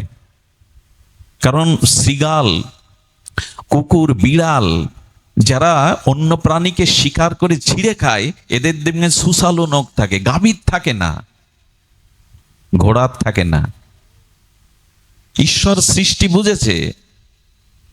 নখ হাতে, নখে পালিশ দিয়ে উঠে বলে, তোমার আপত্তি কোথায়? একটু দেখাই তো ভালো। বলে, ভালো দেখাবার জন্য না, ওইটা বৈদিক সংস্কৃতি না। কাকে বোঝাবেন? আর আমরাও কমিটিরা খুব ভালো বুঝি, যোগ্য দিতেই হবে। যজ্ঞ দিয়ে আমি পাঠে একবার বলেছি, এক জায়গায় 64 বছরের যজ্ঞে পাঠ করতে গেছে আমি অধিবাসে। 64 বছর ধরে যজ্ঞ হচ্ছে যশোরের এক জায়গায়। আমারই বলছেন কি, আপনাকে একটু সেবা নিতে হবে বাবা পাঠের পরে। আমি বললাম, কোথায় নেব? এই গ্রামে প্রসাদ ভোজি কে? বললো, প্রসাদ ভোজি কেউ নেই, একজন নিরামিষ খায়। নিরামিষ কোনো বিষয় না, ওটাকে সাত্ত্বিক বলতে হবে। নিরামিষ কোনো শব্দ নাই, ওটাকে বলতে হবে সাত্ত্বিক খাদ্য, প্রসাদ না, ভগবানকে দিয়ে পায় না। বলুন, 64 বছর যজ্ঞ করলেন অথচ এই গ্রামে কাউকে জাগাতে পারলেন না যে ভগবানকে দিয়ে একটু প্রসাদ পাবে। 64 বছরের যজ্ঞ। দয়া করে যথার্থ পথে ফিরে আসুন, এগুলো করুন। নামযজ্ঞই কলিযুগের যুগধর্ম। তবে সৎ আচরণশীল যারা, তাদের দ্বারা না হলে ফলের ফল কিচ্ছু হবে না। এই জন্য শুদ্ধভাবে করুন, যেটুকু করুন শুদ্ধভাবে করুন। দেখুন, শুদ্ধ সাধু সঙ্গ ছাড়াও হরিনাম হরিকথা ফলবতী হতে বিলম্ব হয় না এক প্রকার। কেমন জানেন? সাধু সঙ্গ ছাড়া দেবতাও আপনাকে রক্ষা করতে পারবে না। এই কথাটি হৃদয়ে লিখে নিন, দেবতাও আপনাকে রক্ষা করতে পারবে না। একটা দৃষ্টান্ত নিন ভাগবতের। নহুষ, কি নাম বললাম? নহুষ। উনি একবার দেবরাজ ইন্দ্রের পদ পেয়েছিলেন। দেবরাজ ইন্দ্র মানে স্বর্গের অধিপতি যিনি, ওই পদ পেয়েছিলেন। ওই পদ পেয়ে দেবরাজ ইন্দ্রের পত্নী শচীর দিকে কুদৃষ্টি দিয়ে বলেছিলেন, তুমি আমার হও। দেবতার আসন পেয়েও শচীর মতো সতীর দিকে কুদৃষ্টি গেল, আর সেই ঋষির অভিশাপে অজগর সাপ হয়ে পৃথিবীতে আসতে হলো। রক্ষা পেল দেবতা হয়েও? সাধু সঙ্গ না হলে আপনি দেবতার পথ পেলেও স্খলন হবে আপনার। আরো একটা কথা বলি, বুক কাঁপে কথাটা বলতে গিয়ে, কিন্তু এখানে অনেক মরমী ভক্ত আছেন, এই কথাটা বলতে গিয়ে কণ্ঠকে চেপে ধরে, তবু বলছি, সাধু সঙ্গ ব্যতীত ভগবানও আপনাকে রক্ষা করতে পারবে না। প্রমাণ নেবেন? চলুন ভাগবতে। বৈকুণ্ঠের দ্বারপাল ছিল জয় বিজয়। বৈকুণ্ঠের দ্বারী, ভগবানের দ্বারপাল হওয়া বৈকুণ্ঠের সহজ কি? তারাও ভগবানের মতো 4 হাত রূপ তাদের। ভগবানের দ্বারী জয় বিজয় সাধারণ নয়, কিন্তু সাধুকে অপমান করে দিল। সনক সনন্দ সনাতন সনত কুমার এই সাধুদের অপমান করে দিল যে তোমাদের ভেতে দেব না এই অবস্থায়। তাতে যে অভিশাপ দিল, ভগবান রক্ষা করতে পারলো না ওদের। রাক্ষস হতে হলো, অসুর কুলে জন্মাতে হলো। হিরণ্যকশিপুরকে, রাবণকে, কুম্ভকর্ণকে স্বর্গের জয় বিজয়। ভগবান ও দ্বারপালকে রক্ষা করতে পারলো না সাধু অবজ্ঞার জন্য। শুদ্ধ ভক্ত সঙ্গ করুন। হরে গড়ে ঘোলে অম্বলে ঘোলাতে গেলে সব শেষ। আজকাল বিজ্ঞাপনের যুগ, যার যত বেশি বিজ্ঞাপন তাকে আমরা বড় সাধু মনে করিনি। এটা সোজা না। এই জন্য দেবতা ভগবানও রক্ষা করবে না যদি শুদ্ধ সাধু সঙ্গ আপনার জীবনে না হয়। একটাও প্রমাণ দেখাতে পারবেন না ভক্ত সঙ্গ করে কারো পতন হয়েছে। শুদ্ধ ভক্ত সঙ্গের দ্বারা আজ পর্যন্ত কারো পতন হয়নি। এই জন্য দয়া করে যেটুকু করুন একটু শুদ্ধভাবে করুন। শ্রদ্ধান্বিত শ্রবণ কীর্তন, এই শব্দটাই মনে পড়ে গেল। যা কিছু করুন শ্রদ্ধার সহিত করুন। আর শ্রদ্ধাটা সাধু সঙ্গে ছাড়া আসবে না, কারণ যার যে সঙ্গ করে তার মনোভাব তার মধ্যে প্রকাশ হয়ে পড়ে। এখন বলি, ভক্তি স্বরূপ জানলাম না মাত্র 2টো সূত্র বলেছি, 84টা সূত্র, এইগুলো শুনতে হয়। আমি ভক্তির এইবার আগে বললাম স্বরূপ, এবার ভক্তির লক্ষণ বলি। বেশিক্ষণ সময় নেব না, আপনারা অনেক দূর দূরান্ত থেকে আর এখানে তাপ প্রবাহে কষ্ট পাচ্ছেন, তবু বলি ভক্তির স্বরূপ বললাম, ভক্তির লক্ষণ শুনুন, এটা আপনাদের একটু ভালো লাগবে। আমি তো শুষ্ক, আমার ভিতরে দর্শন বা তত্ত্ব নাই, সরসতা নাই, এই জন্য আপনাদের কষ্ট দিলাম। তবে আসুন এবার সরসে ফিরে আসি, কারণ মেঘ দেখেছি, এবার বৃষ্টি হলেই তো তাপ যাবে, কৃষক আনন্দ পাবে, মৃত বৃক্ষ সজীব হবে, প্রাণীকুল আনন্দ পাবে, কৃষকের মুখে হাসি ফুটবে। তবে এখন নয়, বর্ষাকালেই বৃষ্টি হলে এটা হয়। তো আসুন আমরা এবার ভক্তির লক্ষণে লীলায় যায়। ভক্তির লক্ষণ কেমন? যার ভিতরে ভক্তি এসছে তার লক্ষণ শুনুন। তার লক্ষণ হলো তিনি কি চাইবেন। মাধব, ভক্তমাল চরিত্রে মাধব এই ভক্তের চরিত্র শুনুন। ইনি কি করতেন জানেন? ভগবানের প্রসাদ ছাড়া অন্য কিছু পেতেন না। উনি রণস্বর বলে রানস্বর বিগ্রহ আছে। এই রণস্বর বিগ্রহ এমন জাগ্রত, প্রতিদিন 56 ব্যঞ্জন দিতে হতো। খুব ধ্যান দিন, 56 ব্যঞ্জন ভগবানকে দিতে হতো, উনি পুরোটাই সেবা নিতেন। বলে তাহলে অন্যরা কি নিত? যে সেবা লাগাতো সেবক, বলে সে আবার রন্ধন করে ওই ভগবানের উচ্ছিষ্ট যা অল্প পড়ে থাকতো ওতে দিয়ে তাই পেতেন। 56 ভোগ প্রতিদিন পেতেন রণস্বর বিগ্রহ। ওইখানে একদিন ভক্ত মাধব উপস্থিত হয়েছেন, আর উনি তো প্রসাদ ছাড়া পান না। গোবিন্দকে 56 ভোগ, রণস্বর বিগ্রহকে 56 ভোগ লাগানো হয়েছে। শুনুন ভক্তির কি গরিমা, ভক্তির কি মহিমা, ভক্তির কি লক্ষণ। ভগবান চিন্তা করছে আজ মাধব আমার দুয়ারে, আমি পাওয়ার পরে ওই পূজারি সেবক ও তো রান্না করে এই একটু মিশিয়ে দেবে, ওই প্রসাদ তো পাবে না, ও তো আমার প্রসাদ পাবে। কিন্তু আমার লক্ষণ হলো 56 ব্যঞ্জন আমি নিজে পাই। ভগবান পেতে পেতে 5টা ভোগের পাত্র আঁচলে লুকিয়ে রেখেছে। দেখুন ভক্তি ভগবানকে কতটা বিবশ করে। ভগবান বললেন আমি ভক্তের পেছনে ছুটি। এই দেখুন তার দৃষ্টান্ত, ভক্তের বশ, ভক্তির বশ কিভাবে ভগবান 5টা আঁচলের তলে লুকিয়ে রেখেছেন। সেবার পাত্র তুলতে গিয়ে দেখে 5টা নাই। সেবক দেখছে 5টা নাই। ভগবানের সাথে এরা কথা বলেন, সাক্ষাৎ বিগ্রহ প্রসাদ চেয়ে খায় মদন গোপালের মতো, মদন মোহনের মতো। সনাতন গোস্বামী বলছে, ও সনাতন, একটু শাক দিয়েছো বৃন্দাবনে, লবণ দাওনি, তা পাবো কি করে? সনাতন গোস্বামী বলছেন আজ লবণ চাইবে, কাল ঘি চাইবে, ওই করার জন্য সব ছেড়ে বৃন্দাবনে ভজন করছি। ওর মুখের স্বাদ, জিহ্বার স্বাদ এখানে বড় লোকের বাড়ি যাও, ওইখানে সব দেবে, আমার কাছে এটাই পেতে হবে তোমায়। এরা ভগবানের সাথে এদের অভিন্নতা, এই ভক্তির স্তর এইখানে। তখন পূজারি বলছে 5টা পাত্র কি হলো? এখানে তো কেউ ঢোকেনি, দরজা বন্ধ করা। এখন ওই প্রসাদের থালিগুলো বাইরে এনে নিজে রান্না করছে, দেখে মাধব দুয়ারে দাঁড়িয়ে। গোবিন্দকে গিয়ে বলছে, প্রভু মাধব তো তোমার প্রসাদ ছাড়া এক কণাও পাবে না, আজকে কি করব? দুয়ারে মাধব দাঁড়িয়ে। রণছর ভগবান বলে বসলেন, ওরে আমি সব জানি, যে 5টা পাত্র তুই খুঁজছিস ওটা আঁচল তলে আমি লুকিয়ে রেখেছি মাধবের জন্য। আমার অঞ্চল থেকে নিয়ে মাধবকে এই প্রসাদ লাগা। বলছি কোথায় বসাবো? বলে আমার কাছে নিয়ে আয় মাধবকে। ভক্তি ভগবানকে কতটা বিবশ করতে পারে। মাধব মন্দিরে গিয়ে প্রণাম করার পরে বলছে, মাধব বসো। বলো মন্দিরে বসবো কেন? বলে তোমার জন্য আমি 5 পাত্র না আঁচল তলে লুকিয়ে রেখেছি, চুরি করেছি, এটা তুমি পাও। বলে মন্দিরে প্রসাদ পেতে নেই। বলে অনেক দিনের স্বাদ, ভক্ত আমাকে প্রসাদ পাইয়ে কি আনন্দ পায়, আমি ওই আনন্দ চাই। যে ভক্তকে সেবা করিয়ে কি আনন্দ হয়, আমি ওই স্বাদ চাই। তুমি এখানে বসেই পাও, এখানে বসেও পাও, বাইরে যেতে হবে না তোমায়, এখানে বসে পাও। মাধব বিবশ হয়ে ভগবানের সেই লুকিয়ে রাখা পাত্রে আজ প্রসাদ পাচ্ছেন। গোবিন্দ নয়ন ভরে ভক্তের সেবা দর্শন করে নিজেকে বড়, যখন আসমন করবে জল কোথায়? ঠাকুরের সেবা দিতে গেলে রণছর মন্দিরে 5টা পাত্রে গঙ্গার জল রাখতো। বললেন মাধব গঙ্গা জল রাখা আছে, এই দিয়ে আসমন করো। বলে মন্দিরে আসমন করবো গঙ্গা জল দিয়ে?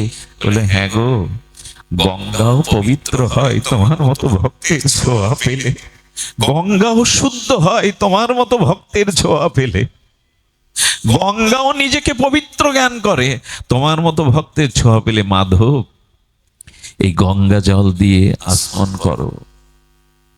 সাধু যদি, প্রকৃত ভক্ত যদি আসমন করে, ওই জল পড়ে থাকে, একবার একটি গাভী এই সাধুর অধরামৃত, সাধুর উচ্ছিষ্ট হাত ধোয়া এই অধরামৃত জল পেয়েছিলেন। রাধারানী এত সন্তুষ্ট হয়েছিলেন, পরকালে তাকে রাজকুমারী করে জন্ম দিয়েছিলেন। গঙ্গা জলও পবিত্র হয় যদি সাধুর স্পর্শ পায়। মাধবকে এইভাবে পাওয়ালেন। আর ভক্তের এই জন্য আর একজন চুরি করেছিলেন, মনে আছে? মাধবেন্দ্র পুরীপাদ। ইনি ভগবান তাকে আদেশ করেছিলেন, ওগো বড় তাপ লাগছে বৃন্দাবনে। ব্রজে জানেন উত্তরপ্রদেশের তাপ 50 ডিগ্রি 52 ডিগ্রি উঠে যায়, বড় তাপ লাগছে। বিগ্রহ বলছে, ও মাধবেন্দ্র, পুরী থেকে একটু কর্পূর আর চন্দন ঘষে আমাকে একটু শীতলতা দাও না। ওই বৃদ্ধ বয়সেই চলেছেন রেমুনাতে গেছেন মাধবেন্দ্র পুরীপাদ। রেমুনাতে গোপীনাথের বড় মহিমা। 108টা করে ক্ষীর দেয়া হয় খলিতে করে, এই পাত্রে করে 108টা পাত্র ক্ষীর দেওয়া হয়। সেই গোপীনাথের ক্ষীরের বড় মহিমা। মাধবেন্দ্র পুরীপাদ অযাচক বৃত্তি কারো কাছে চেয়ে পায় না। বসে বসে কীর্তন করছে, নাম করছে, আরতি দর্শন করছে, নিত্যগীত করছে। রাত দুপুর বেলা বসে আছে, সারাদিন কিছু পাওয়া হয়নি, কারণ চেয়ে তো পায় না। কি বলবো আপনাদের, এই রেমুনাথে যাবেন, পুরীর পথে যেতে গিয়ে রেমুনাথে একবার যাবেন। গোপীনাথ কি করেছে জানেন? জানে আমার মাধবেন্দ্র কারো কাছে চাইবে না, এই জন্য 1 খুলি ক্ষীর প্রসাদ আঁচল তলে লুকিয়ে রেখেছে। ভগবানও চুরি করে ভক্তের জন্য, এটা চোরি বলা যায়। ওইটা চুরি করে রেখে দিয়েছেন। এই জন্য তারপর থেকে ওই বিগ্রহের নাম কি হয় জানেন? ক্ষীর চোরা গোপীনাথ। এরপর থেকে তাকে বলা হয় ক্ষীর চোরা গোপীনাথ। ওই থেকে উপাধি পেল ভগবান। ক্ষীরটা লুকিয়ে রয়েছে। মধ্যরাত্রে রাত্র দ্বীপ্রহরে পূজারীকে এসে বলছেন, গোপীনাথ ওগো ওঠো, আমার মাধবেন্দ্র পুরী বৃক্ষতলে বসে রয়েছে, সারাদিন সে কিছু পায়নি। বলে, প্রসাদ তো বিতরণ হয়ে গেছে, এখন তাকে কি পাওয়াবো? বলে, একটা আমি চুরি করে বসন্তলে রেখেছি, যাও ওটা ওকে দিয়ে এসো, এটা ওকে দিয়ে এসো। সুধীবৃন্দ, মধ্যরাত্রে উঠে স্নান করে মন্দির দুয়ার খুলে দেখে আঁচলের তলে একটি ক্ষীরের পাত্র ভগবান নিজে লুকিয়ে রেখেছেন। আছাড় খেয়ে বলছে, সারা জীবন তোমায় সেবা করলাম, সারা জীবন তোমায় পূজা করলাম, কই এমন কৃপা তো আমি পাইনি। কে এমন ভক্ত তোমার যার জন্য তুমি চুরি করেছো গোপীনাথ? সেই ক্ষীর মাথায় করে নিয়ে মধ্যরাত্রে বলছে, কে ভাগ্যবান, কে তুমি মাধবেন্দ্র পুরীপাদ, কি ভাগ্যবান তুমি, আজকে গোপীনাথ তোমার জন্য প্রসাদ বসন্তলে চুরি করেছে, কে তুমি, দেখা দাও। বলে, এই মধ্যরাত্রে আমার নাম ধরে কে ডাকে? কেন খুঁজছো সেই পাপীকে? বলল, তুমি মাধবেন্দ্র?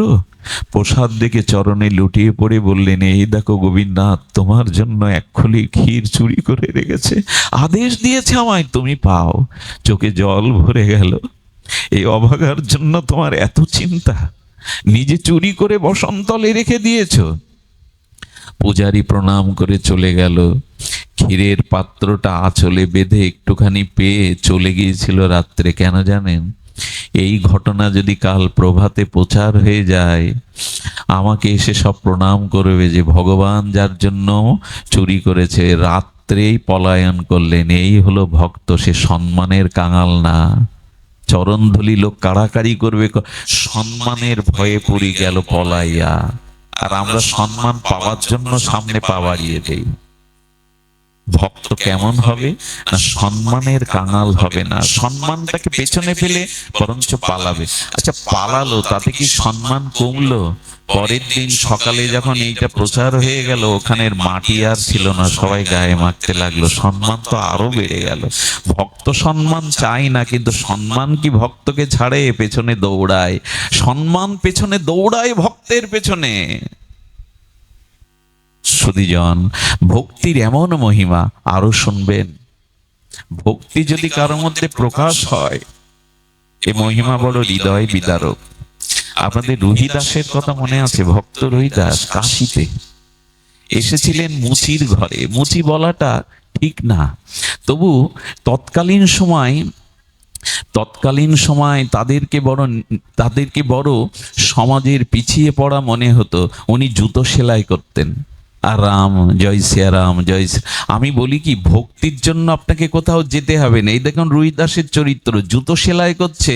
আমি বলি কি, পুরুষদের শ্রেষ্ঠ শ্রেষ্ঠ হ্যাঁ ভক্তি হলো সুকর্ম, আর নারীদের শ্রেষ্ঠ ধর্ম হলো ধর্মকে আঁকড়ে ধরা, আর ভগবানের হলো মর্ম। পুরুষের কর্ম, নারীর ধর্ম, আর ভগবানের মর্ম। মর্ম যদি না থাকে সে ভগবান হয়েও ভগবান নন। আর নারীর যদি পতিব্রতা বা অন্যান্য সেবা ধর্ম না থাকে তবে সে নারীও নন। আর পুরুষ যদি সুকর্ম ভগবৎ কর্ম না করে সেও পুরুষ নন।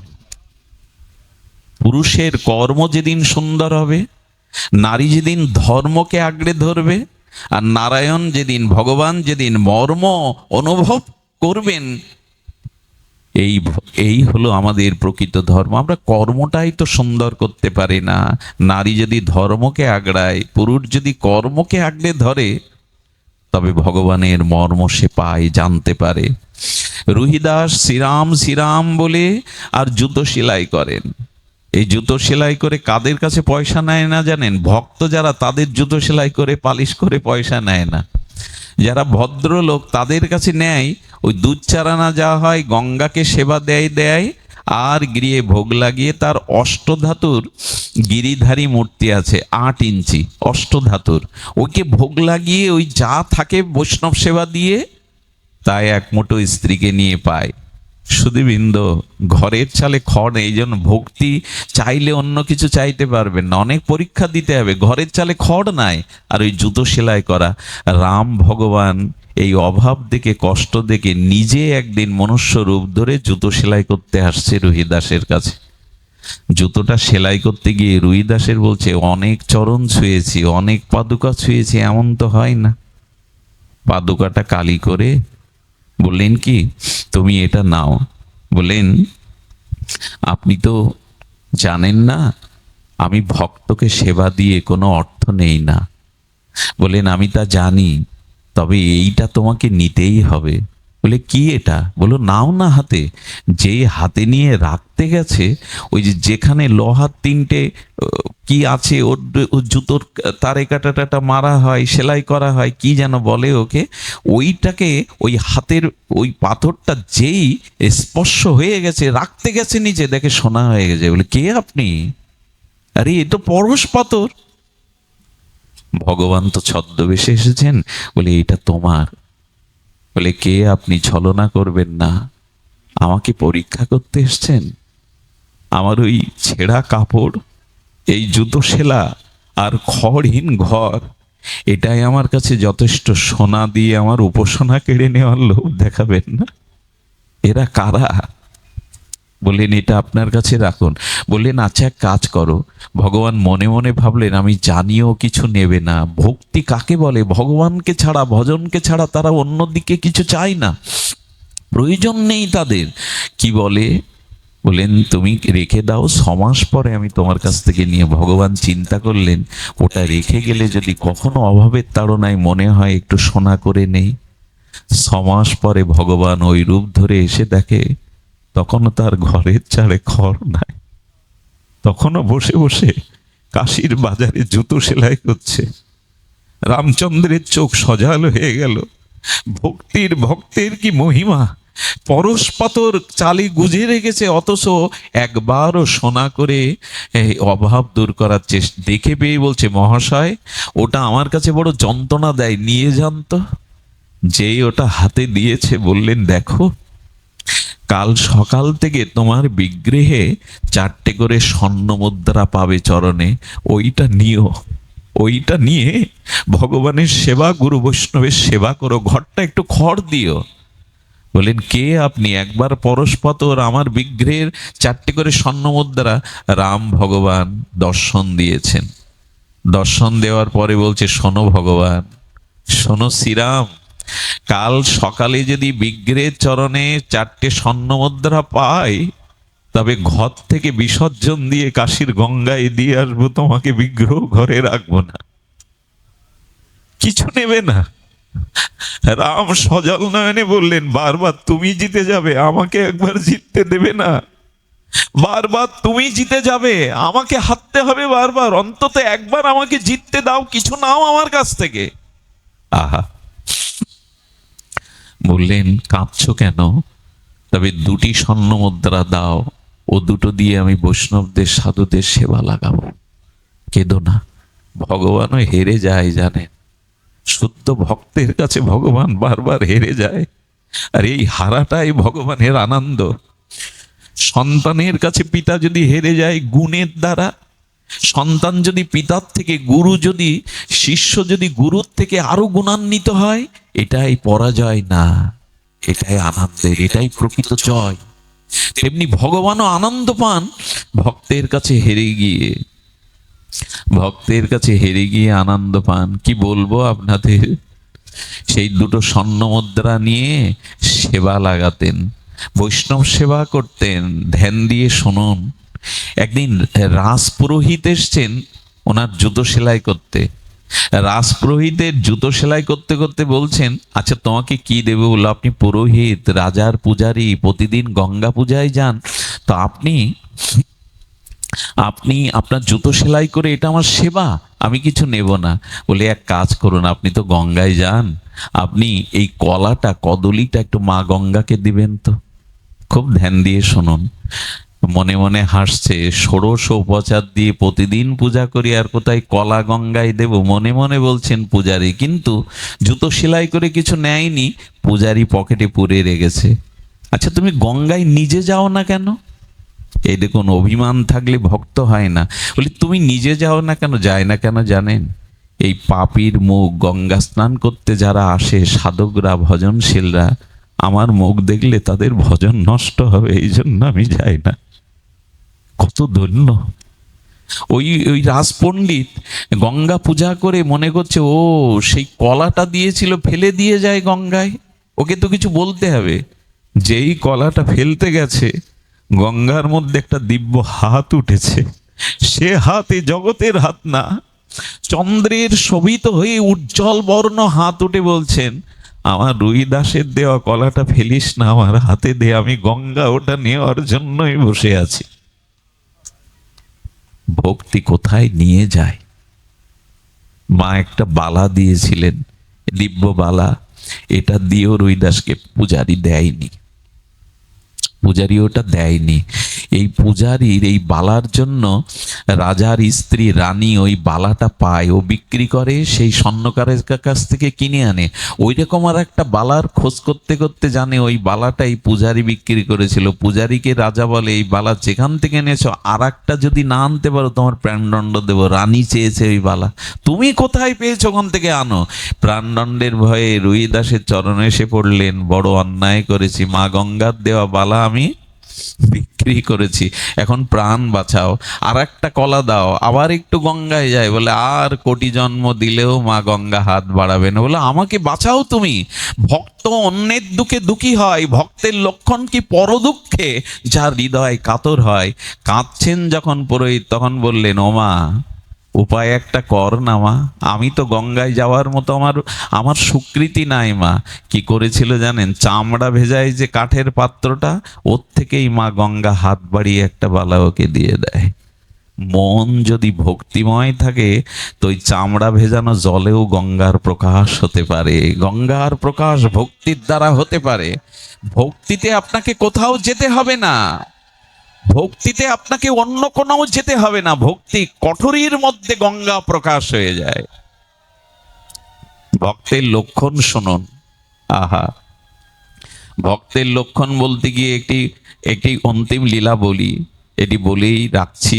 সেই লীলাটি অপূর্ব, বড় হৃদয়কে ভিজিয়ে দেয়, হৃদয়কে বড় বিশুদ্ধ করে দেয়। রাজার কানে খবর গেল, রুহিদাসের ঘরে অষ্টধাতুর 8 ইঞ্চি বিগ্রহ আছে, প্রতিদিন 2টো করে সোনার মুদ্রা দেয়। বলে ওটা ওই ভিখারির ঘরে থাকবে কেন? আমার আমার রাজ্যের প্রজা, ওটা আমার ঘরে থাকবে। আরে মন্ত্রী পাঠিয়েছে, সেবক পাঠিয়েছে, রুইদাসকে বলো ওই অষ্টধাতুর বিগ্রহ দিতে। রুইদাস বললেন, প্রাণ দেব, তবু গিরিধারীকে দিতে পারবো না, গিরিধারীকে দিতে পারবো না।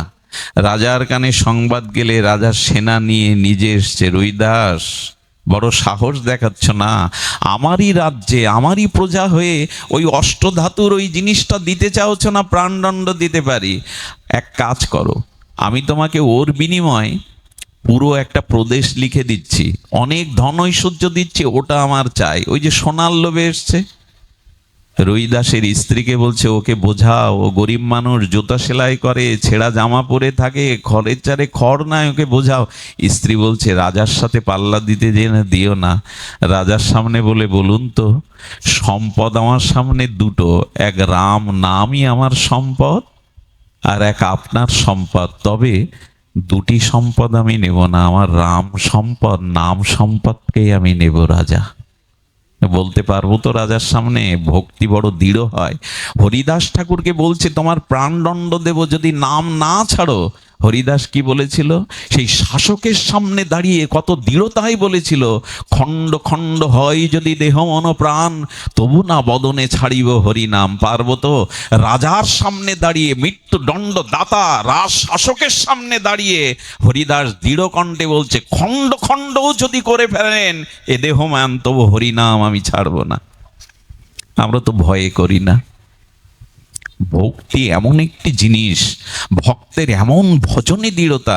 অনেকেই বলে, বাবা রাত বেরাত এভাবে ঘুরো না, এভাবে যেও না। পারি না, পারি না। কারণ ভক্তি মানুষকে নির্ভরতা শেখায়। নমে ভক্ত প্রণশ্যতি। গোবিন্দ বললেন, ভক্ত আমাকে সেবার জন্য প্রস্তুত থাকে, আর আমি অপেক্ষা করি আমি কখন ভক্তের সেবা করতে পারবো। ভক্তকে রক্ষা করায় আমার তোমাদের একাদশী ব্রত, রামনবমী ব্রত, জন্মাষ্টমী ব্রত, রাধাষ্টমী ব্রত, নৃসিংহ চতুর্দশী ব্রত। ভগবান বললে, আমার একটাই ব্রত, ভক্ত রক্ষা করায় আমার ব্রত, আমার অন্য কোনো ব্রত নাই। ভক্তকে রক্ষা করায় আমার ব্রত।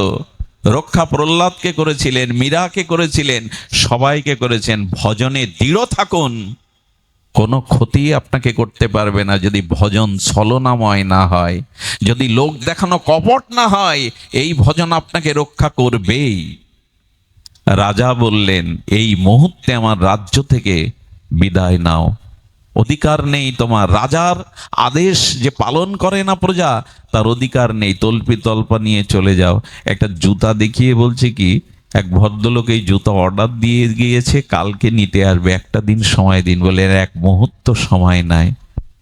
স্ত্রীকে বলল, চলো, তল্পি তল্পা গুছিয়ে চলো। আর দেখি ও কার কাছে যায়। বিগ্রহ নিল না। প্রণাম করে বললেন, চললাম। কি বলবো আপনাদের, একটা দুটো পা করে রুইদাস যখন বাইরে চলে এসছে, রাজা মনে মনে হেসে বলছেন, এটাই তো চেয়েছিলাম। যেই না রুইদাস দুপা বাইরে বাড়িয়েছে, অষ্টধাতু নয়, ভগবান বিগ্রহ হেঁটে হেঁটে রুইদাসের পেছনে চলেছে, হেঁটে হেঁটে রুইদাসের পেছনে চলেছে। রাজা বিস্ময়কর চোখে দেখছেন, অষ্টধাতু হেঁটে যাচ্ছে। আমার কি মনে হয় জানেন, ভগবান বারবার বল, আচ্ছা প্রভু, তুমি ভক্তের পেছনে যাচ্ছ কেন, আগে যেতে পারো না?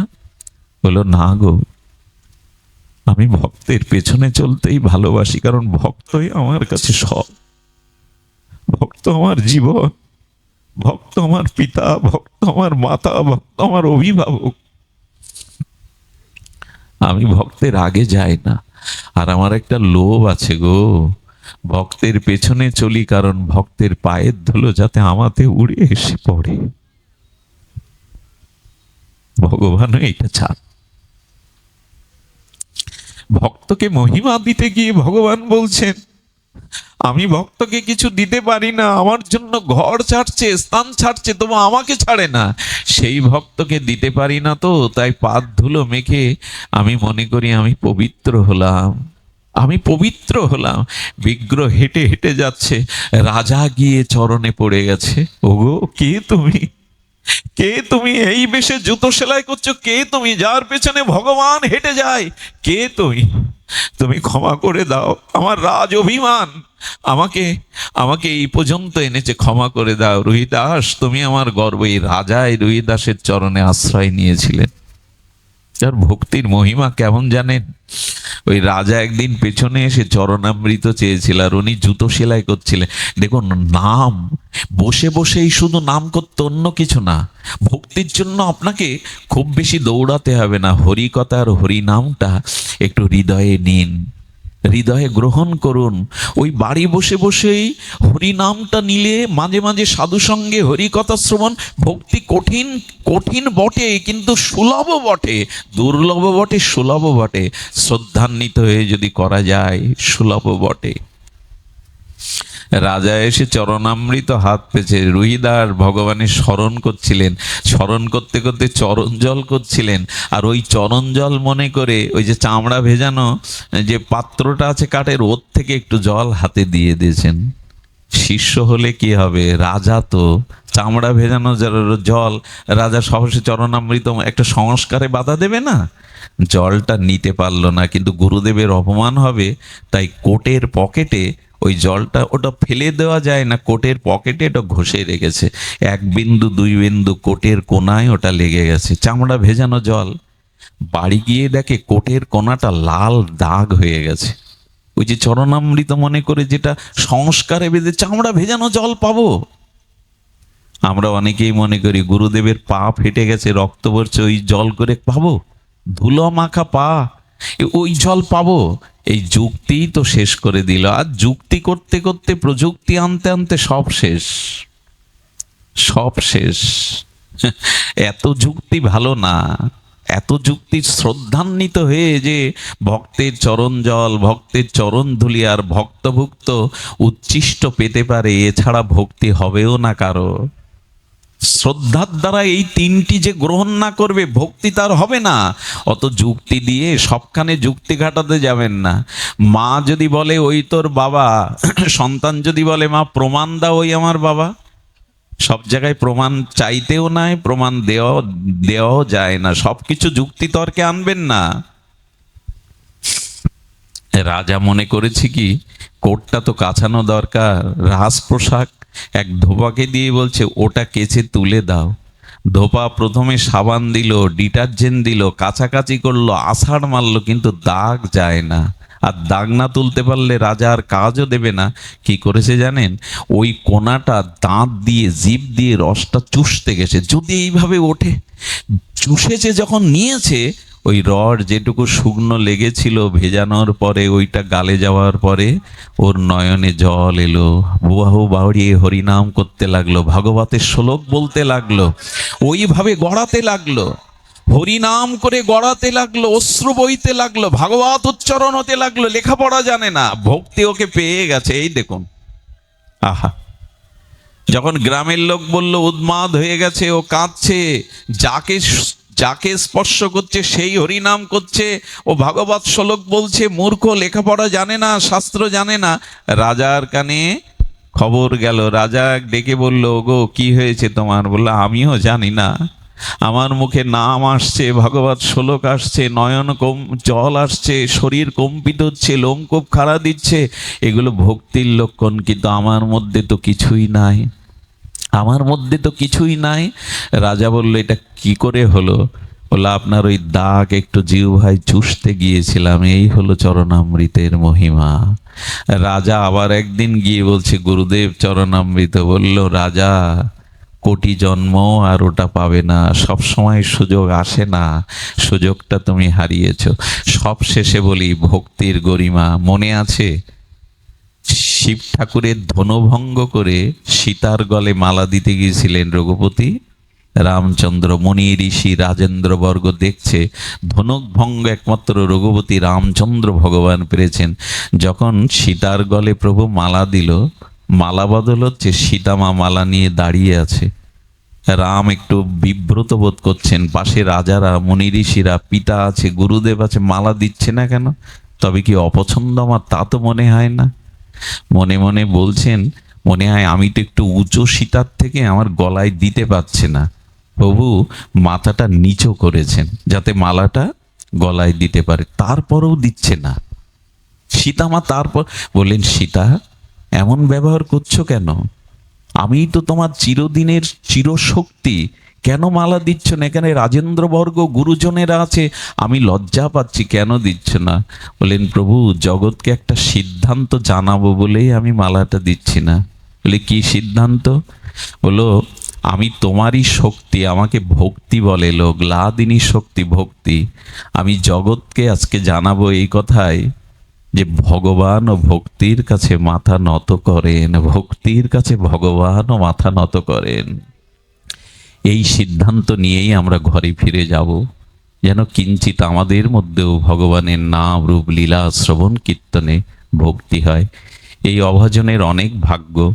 এই অঞ্চলগুলো কেন জানি না, আপনাদের এই ভাঙা ফরিদপুর অঞ্চল, এই যে সাতপাড় এই অঞ্চল, ট্যাকেরহাট, মানে এই অঞ্চলগুলো, মাদারীপুর, হরিকথাতে আপনাদের এত রুচি। আমাকে যদি আপনারা জানতেন, একজনও আসতেন না এখানে। আকাশের চাঁদ বড় মিষ্টি লাগে, তার তার যে জ্যোৎস্না, সেটা কাব্যে, সাহিত্যে, গীতে, সাহিত্যে চাঁদকে কতভাবে প্রকাশ করা হয়েছে।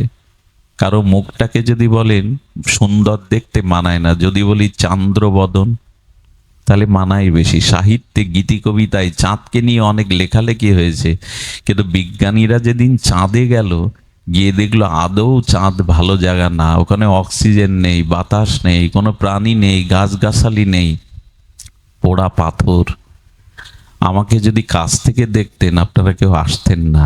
দূর থেকে ভালো দেখায়, ভালো শোনায়। চাঁদে গেলে বিজ্ঞানীরা বলল ভালো জায়গা না, তবু আপনারা আসেন। এটা অনেক বড় পাওয়া। এভাবে দশ যেখানে আছে, ওখানে ভগবানও আসেন।